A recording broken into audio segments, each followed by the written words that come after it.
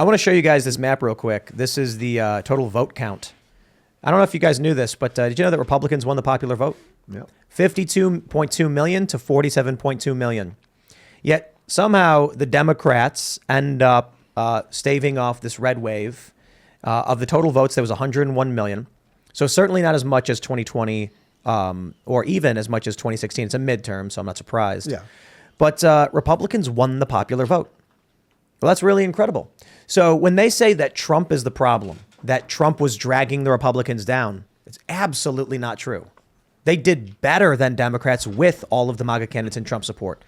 I think it's a little bit hard to say because we still don't, it's hard to quantify the amount of people that just hate him religiously, hate him as the ultimate evil, and just will not vote for because he's gotten involved. So it's a little hard to quantify that. But the point is, either way, Republicans did get more votes. And if again, look at that. That's sort of like looking at the New York map. That thing's pretty freaking red, and yet we're pretty much controlled by Democrats. I love this because what they end up coming out and saying is it's because land doesn't vote. Yeah. Or they're like, Republicans think land right. votes. And I'm like, okay, let me Land explain. grows food.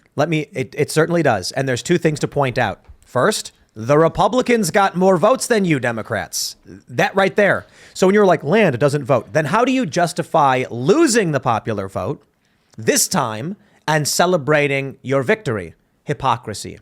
No, look, I recognize that the way the district system is, it's not going to be fixed for 8 years when the new census comes in because of all the people who moved around and everything like that. But there's a reason why a state is red or a district is red. It's because land does grow food. The problem that I experienced when I went to California is because at a state level, they don't have a representative system. They have just you vote. Yeah. In Tulare County, they ran out of water. And the farmers were drilling thousands of feet into the earth for groundwater. The poor migrant workers, their homes ran dry. Their wells stopped working because the cities voted, we get the water. The surface water was given to the big cities, well, because they need it more. But in reality, what happens is if you have one state and you say, okay, everybody, vote. Should we allow people to keep the water that's in their area, or should we have all the water transferred to the cities? Okay, everybody, now vote. Guess what? 2 wolves and a lamb deciding on what's for dinner. And the big city with its 13 million people in LA County or whatever said, we vote to get your water. They voted away water from these other places. That's why land has protections, because people live there and their resources need to be protected based on their interests. Yeah. I mean, you just drive north from LA, drive from New York to San Francisco, and the amount of signs you see on all of the farmland. Hey, what are you guys doing to our water? Basically, the proof's right there. LA to San Francisco. You said New York to San Francisco, LA to San Francisco. LA to San Francisco. You know what I'd love to see? You know, these people don't understand what happens when the Great Lakes get voted away from the Great Lakes region. There's a lot of people who live up there. There's a lot more people who don't.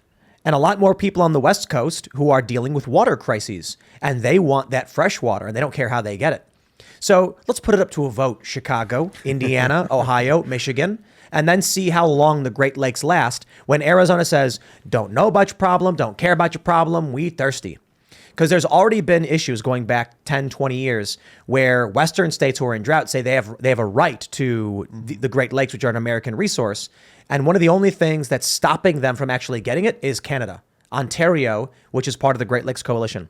This is why I'm like, hey, there's a reason why Illinois has rights over their resources and you can't vote them away from them because it would destroy it.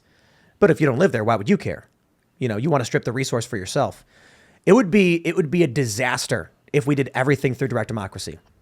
The Democrats want it when in 2020, when, or in 2016 or in when they have the popular vote, but not the presidential election. But they don't say anything about it now when the Republicans have the popular vote, but not the majority. The strong majority win. It just seems obvious to me. We're just going to have places that function and places that don't, and they're going to keep going. And the places, and then they'll purge all their people, as you're saying, right? So think about how many. It's not just that 500,000 people left New York. It's the type of people that leave. It's people that have the resources to leave, that are functioning, that are looking at the numbers and going, boy, it just doesn't make sense here. The fact that I'm saving money by living in Florida now is crazy to me. I didn't move because of taxes. I was willing to pay it. LA was nice. I had a nice operation there. But the fact that now I'm saving all this money too is crazy. I would have paid that money to get in. And now I'm going to push DeSantis to go Florida, for that. I wasn't willing to pay that money, especially in New York City, paying city tax, state tax, federal But tax. you paid It's it crazy. until you got out, right? I mean, that's the point. Yeah. And now you go, holy cow, I'm in Florida and it's better and I'm saving the money too. And A lot how of is money, it? yep. How is it that Florida has roads? Isn't that bizarre? Florida has roads Yep. despite no income tax. Florida has better schools despite Property tax. no income tax. No, but the property tax, yes, they do have high property taxes, but it's certainly not making up for what they're losing in income tax at the end of the year, where they just take 10% of your money or whatever it might be. So Florida declare independence, and then I don't want to. the Great Republic of Florida. I don't want to drop anything today, the day before Trump announces. I'm thinking about like, what do you do when there's one big lake that a bunch of states are pooling from? Like, you want to vote locally because no reason Nebraska should be able to vote away Great Lakes water. That makes no sense. But at the same time, where unification of states, there's no reason that Nebraska should not have access to the state water. So we're kind of in a... I mean, the bigger problem actually is that we're in a massive culture war, as you guys know. These people live in another planet than us. There are people that want to be locked down. There are people who wanted to be injected and force other people to be injected, and at the same time say, my body, my choice. We are living in completely separate worlds, and how you put those people together mentally, sort of spiritually and mentally to live in a country, but then physically do it too, it may just be too big of a problem. We got to mention the Young Turks. Have you seen? Oh, jeez. Have you seen? But this, I don't comment on the Young Turks or other leftist commenters as any kind of drama or anything like that. I think there's a really interesting political point to be observed in Cenk Uyghur's tweets and the production path he's taking. You notice that he interviewed Matt Gaetz.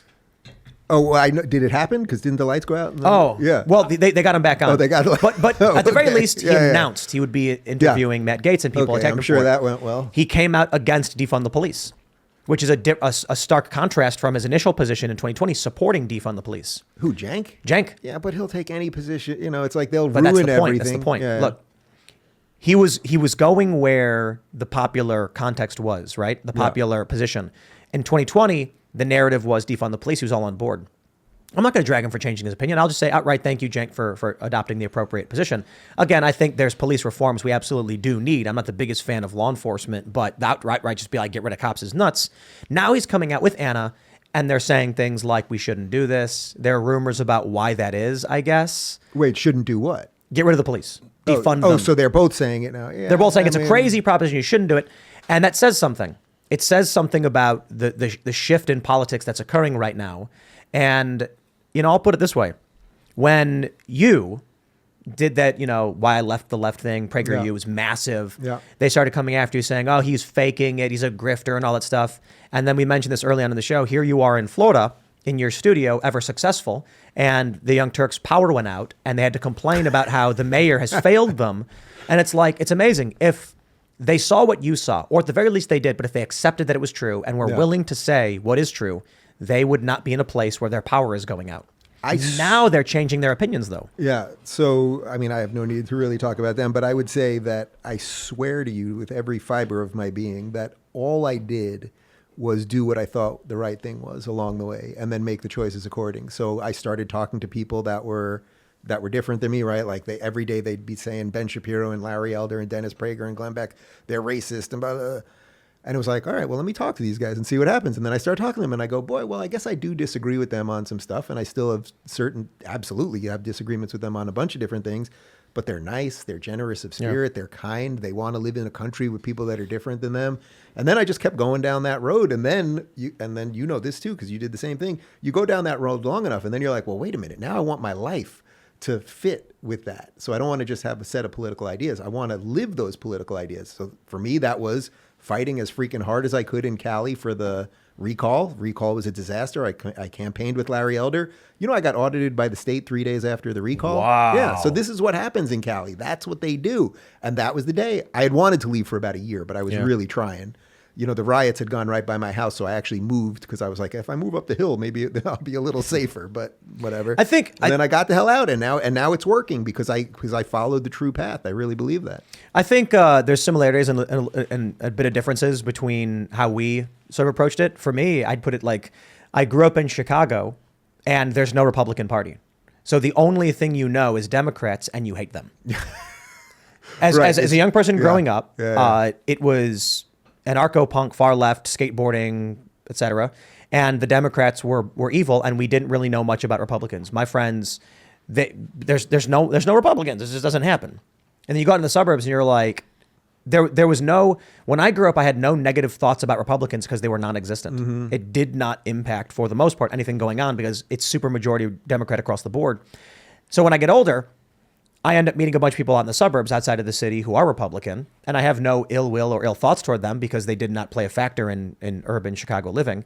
And then I start hearing their opinions, and I'm like, at this point, I'm eating chicken dinner with my friend's family who are conservative, and I don't know anything, and I'm like, oh.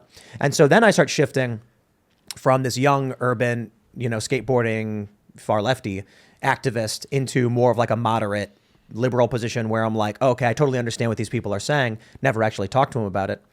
And then as I get older, what do you see? You see the media's lying. They lie more. They lie more. They lie more. They lie more.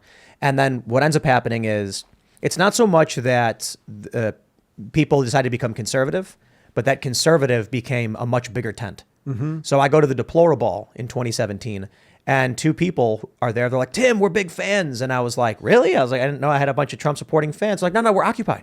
We were big Bernie bros, but now that it's Trump, saw the same thing in Anaheim. That red pill's a beautiful thing, man. But it wasn't so much that these people were, they were liberal hippies. Yeah. But Bernie Sanders was their choice. And with no Bernie, it's certainly not going to be Hillary Clinton. Trump was the other guy who was talking about fixing our borders and bringing jobs back and protecting unions. So he was the guy. So people end up voting for him, not because they're far right, but because he was closer to their values as a populist. And then, of course, the weird, insane cult left accuses anybody who opposes them of being right wing. So now all of a sudden, you and I are conservative, I guess. I mean, you may have actually gotten more conservative. Yeah, well, first off, I'm not by no stretch am I a traditional conservative by the way anyone understands the word conservative. I mean, I wrote a book. My first book was a complete defense of classical liberalism. And, if you went through everything in my book, it's all the stuff that Bill Maher would agree with. I just don't think it can stand on its own anymore. So I do think we do need a new alliance, and we're doing it right now, of sort of ex-libs and conservatives and libertarians and ANCAPs and all of these people. It's basically we all have to save the country, and then we'll deal with our problems after. I think that's basically where we're at. Regarding is Trump the guy, this is kind of what we talked about at the beginning of the segment. What happens is, when you try and start your car while it's already going, and it just, like Trump was the spark. Trying to spark the machine right now is not the move. Thanks for watching this clip from the Timcast IRL podcast. Hang out with us live Monday through Friday at 8 p.m. and become a member over at timcast.com for uncensored, members-only shows exclusive. Thanks for hanging out, and we'll see you all next time.